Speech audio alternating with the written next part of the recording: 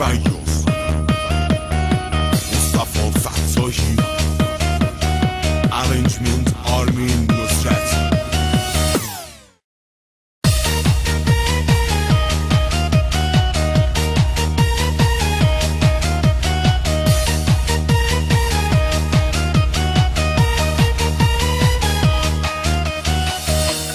دیگه از تو نمیخونم، واسه من دیگه تو مردی.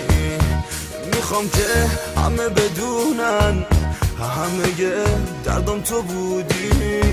نمیخوام حتی یه لحظه یاد تو بیاد تو قلبم، چرا که دور دلم رو یه حصار سنگی بستم. پشت این حصار قلبم یه کبوتری نشسته، نمیتونه پر بگیره، آخه اون بالا شکسته. هر بلا روی زمینه بباره روی سر تو، هرچی درد بی علاجه بریزه توی دل تو.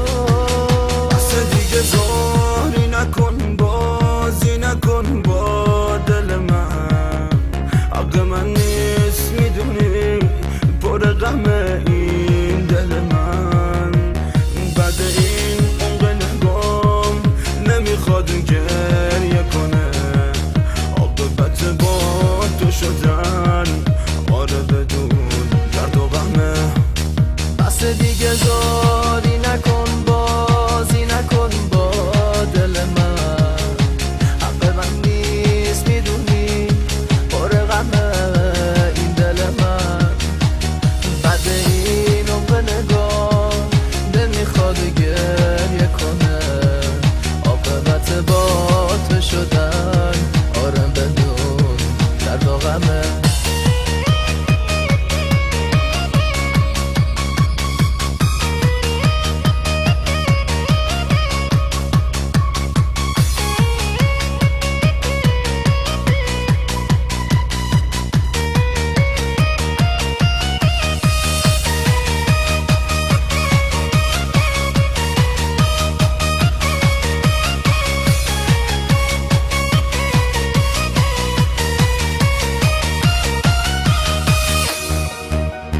مثل آتیش تو صحرا